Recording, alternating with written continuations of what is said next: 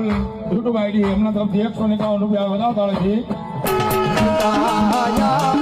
મારે બાપ પિતા